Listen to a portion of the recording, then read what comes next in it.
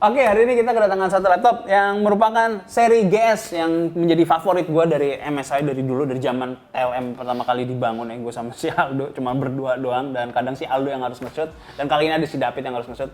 Nah intinya di GS series yang terbaru ini, kita bisa lihat kalau benar-benar disimplify banget bentuknya nih. Kalian bisa lihat kalau logo MSI juga udah matte banget, terus desainnya juga masih sama, simple banget, masih stealthy banget, masih low profile, nggak kelihatan kayak harus teriak-teriak kalau gue adalah suatu laptop yang kenceng dengan nyalain RGB di sekelilingnya dan segala macam. Jadi benar-benar kalau kalian lihat ini adalah suatu laptop profesional yang semua orang bisa bawa. Kalau kalian meeting juga nggak kelihatan, harusnya nggak kelihatan norak ya, karena emang desainnya benar-benar simple banget.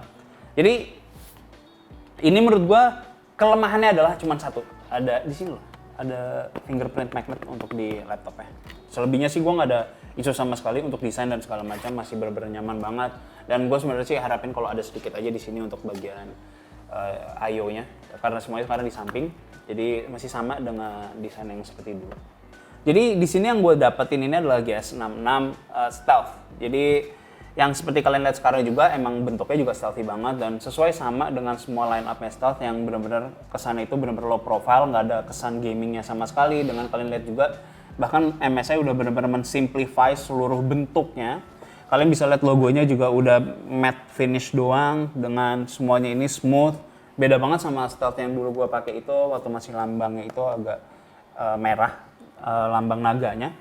Dan di sini juga kalian bisa lihat simple banget, nggak ada desain yang aneh untuk di bagian samping, depan, dan nggak ada RGB yang terlalu lebay juga. Nah, keuntungannya di sini adalah ini agak beda dari yang seri SKU lainnya, dan setahu gue di Indonesia hanya ada SKU ini dulu yang baru masuk, karena di luar itu ada dua. Nah, di sini itu yang membedakan dengan SKU GS66 Stealth lainnya adalah untuk displaynya yang bikin dia berbeda dari yang lainnya. Jadi untuk displaynya di sini menggunakan 300 Hz di resolusi 1080 dengan 300 nits, dan untuk akurasi warna ini hampir mencapai 100% sRGB yang kurang lebih sama dengan 70% Adobe atau NTSC. Jadi memang cukup baik untuk masalah displaynya. Terutama ini bakal kalian gunakan buat yang benar-benar fokus banget untuk kalian main game seperti misalnya Valorant atau Counter Strike, di mana kalian pengen banget mendapatkan semua keuntungan yang kalian bisa maksimalkan. Jadi sebenarnya untuk mendapatkan 300 Hz juga untuk di game seperti Valorant atau Counter Strike atau game-game Dota ya. Gue nggak tahu sih, kalau gue nggak main game-game MOBA, apakah itu penting untuk frame rate yang tinggi atau enggak. Tapi setidaknya kalian masih bisa maksimalkan itu, dan itu udah terbukti juga.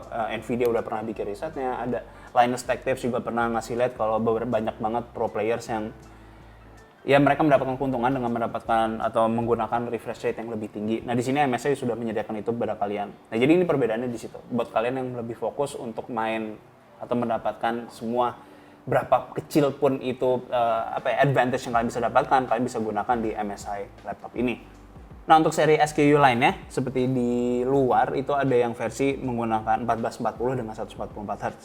Tentunya itu menurut gue yang paling ideal. Tapi tentunya gue harapkan sih MSI juga bisa memasukkan seri itu juga ke dalam Indonesia. Tapi gue nggak tahu kapan, dan gue harap sebenarnya itu adalah opsi yang lebih menarik.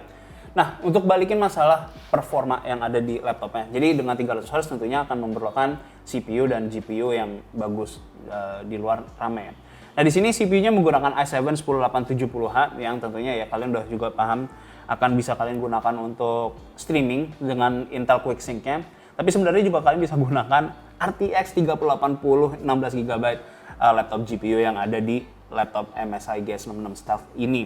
Jadi benar-benar gue nggak nyangka sih sebenarnya di ukuran yang sekecil ini dan setipis ini MSI bisa ngejaga semuanya dengan sangat baik, yaitu untuk CPU gue maksimal 80 dan untuk GPU maksimal ya untuk main game ya. Tapi kalau kalian misalnya geber untuk produktivitas ya tentunya bisa naik ke 90-an lebih.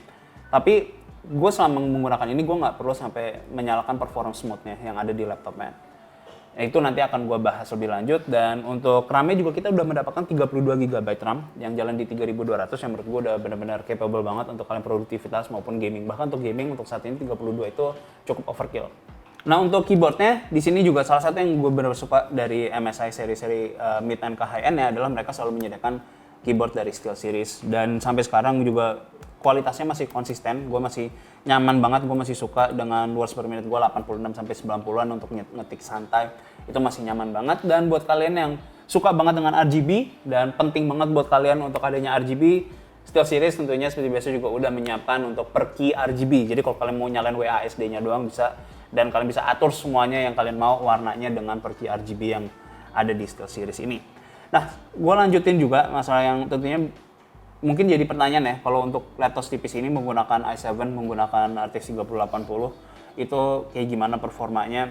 Menurut gue performanya sesuai dengan yang gue harapkan sih. Gue nggak meminta 3080 itu bisa ditarik sekencang mungkin dengan performa yang tinggi banget, karena ya tentunya kita harus ketemu dengan masalah fisik atau masalah space yang ada dalam suatu laptop. Jadi kita nggak bisa mendapatkan, ya sama dengan misalnya suatu mobil, kalian nggak bisa mengharapkan mobil yang kenceng banget tapi tetap irit. Nah di laptop pun sama, dengan space seperti ini, dengan tingkat ketipisan yang ada di Stealth ini, di GS66 Stealth ini, menurut gue juga sangat baik.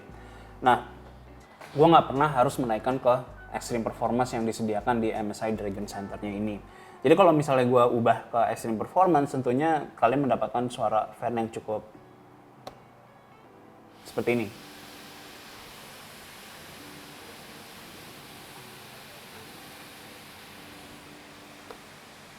Nah sekarang gue balikin ke balance, dan kalau kalian mulai mendengarkan dengan baik, harusnya sih kalian tahu kalau suara fan itu nggak terlalu high pitch, dan cenderung biasanya itu kalau suatu laptop yang tipis banget itu biasanya fan itu suaranya high pitch banget. Gue nggak tahu sebenarnya ini karena mereka menggunakan tipe cooling yang baru punyanya MSI ini, dengan fan itu benar-benar tipis, cuma 0,1 mm. Seingat gue ya, itu mungkin ada perannya. Gue nggak tahu ya masalah flow simulation dan segala macam apakah itu pengaruh atau nggak. Tapi setidaknya itu nggak terlalu high pitch dan nggak terlalu ngeganggu jadinya. Kalau misalnya kalian main, dan ada noise cancellation juga di Dragon Center buat kalian ngebantu biar nggak terlalu bising. Tapi selama gue main, terutama kalau kalian ngejar seperti game-game seperti yang tadi gue bilang kayak game-game e-sports, itu harusnya nggak ada masalah sama sekali. Terus untuk battery life, ini untuk baterainya udah kita dapat 99 Wh battery. Nah, cuman mungkin karena menggunakan Intel ya, jadi kita di sini mendapatkan battery life itu dengan balance gue hanya dapat sekitar 3 sampai 4 jam maksimal. Kalau gue menggunakan super battery, di mana ya brightness-nya harus gue turunin kurang dari 50%, gue maksimal itu dapat sekitar 5 sampai 6 jam. Jadi ya sebenarnya kalau kalian menggunakan super battery dan kalian nggak gunakan ini sebagai mondar-mandir untuk misalnya main game, gue rasa sih nggak tanpa nyolok baterai ya, maksud gue ya. 99 Wh baterainya ya lumayan baik lah untuk kalian bisa dapat 6 jam dengan kalian misalnya bekerja untuk light work seperti ya sambil nonton misalnya, atau sambil ngerjain dokumen atau live editing, itu kalian masih aman menggunakannya sampai 6 jam. Jadi kalian paling ngecas itu paling kalau dari kantor, kalau kalian pergi baru kalian cas lagi setelah kalian pulang. Jadi harusnya itu nggak ada masalah sama sekali di bidang itu. Terus untuk trackpadnya juga, trackpadnya gue suka banget karena benar-benar gede banget. Terus untuk audio juga udah front facing suaranya. Jadi gue nggak ada isu sama sekali di situ untuk GS66 ini.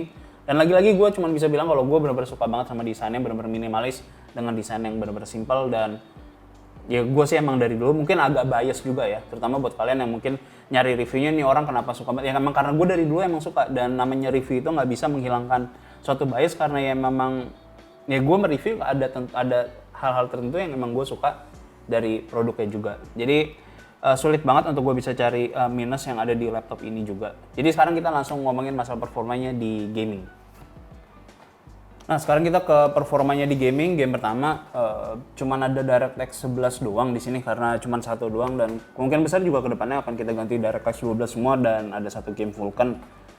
Di DirectX 11 untuk game ini adalah Far Cry 5. Jadi di sini kita mendapatkan 97 average-nya dan 68 untuk 1% low-nya. Jadi kalian bisa lihat kalau di sini memang cukup rendah performanya dibandingkan misalnya dengan MSI Leopard yang ada. Cuman kalian harus ingat kalau GS66 Stealth ini kan sangat-sangat tipis, dan kita juga mendapatkan 3080 di dalamnya. Jadi menurut gue ini cukup baik ya performanya untuk laptop yang tipis, atau mendapatkan performa sampai 97 untuk hampir 100 FPS di game seperti Far Cry 5. Sekarang kita ke game-game DirectX 12. Yang pertama ada Assassin's Creed Valhalla. Di sini average-nya 65 dan untuk 1%-nya 43. Dan lagi kita bisa lihat di sini kalau performanya itu mendekati suatu laptop yang jauh lebih tebal daripada ini laptop. Dan di sini kita juga udah mendapatkan 1% yang jauh lebih tinggi, yaitu 43, yang bikin gamenya jadi running sangat-sangat smooth dengan frame time yang benar-benar ketat banget. game selanjutnya adalah Watch Dogs Legion, sama di DirectX 12. Average ini 77 FPS dan 1%-nya di 49, dan ini ya performa kita bisa ekspektasikan dengan suatu laptop yang benar-benar tipis walaupun menggunakan 3080. Lanjut di Shadow of the Tomb Raider, di sini untuk average-nya 101 FPS dan 1%-nya itu di 64. Jadi ini udah cukup baik juga. Kalian bisa lihat kalau semuanya itu sama-sama ketat karena ya ini di resolusi 1080. Kalau kalian mainkan ini misalnya di TV kalian baru akan melihat performa yang jauh lebih tinggi dengan 3080-nya.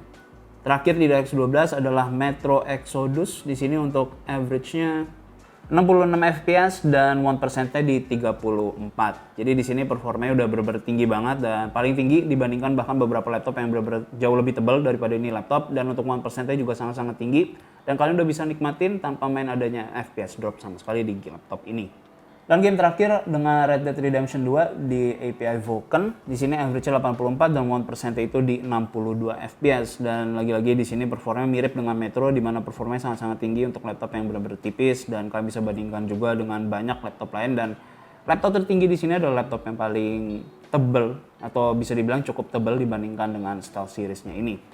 Oke, itu tadi performa benchmark-nya si GS66 Star. Jadi emang kalau kalian lihat emang performanya memang nggak setinggi laptop-laptop lain yang lebih tebal. Tapi kan balik lagi ya, kalau lo nyari yang tipis ya pasti ada lah yang harus dikorbankan dari performa si laptop itu sendiri. Jadi menurut gue sih tetap oke lah performa yang lo dapatkan menggunakan 3080 yang tentunya masih bisa kalian nih dibandingin ya. Kalau misalnya untuk gaming sih memang ya di beberapa bagian masih bisa kalah walaupun menggunakan 3080 dibandingkan misalnya dengan 2080 gitu. Tapi kalian harus pertimbangkan menggunakan VRAM yang lebih gede, dan ditambah lagi kalau kalian itu menggunakan untuk machine learning atau deep learning seperti media synthesis, itu bakalan berguna banget VRAM yang besarnya. Terus ditambah lagi nih RTX 3000 series itu performa itu jauh banget untuk iterations per second-nya untuk di berbagai aplikasi untuk machine learning. Jadi mau machine learning, deep learning ya sama ya.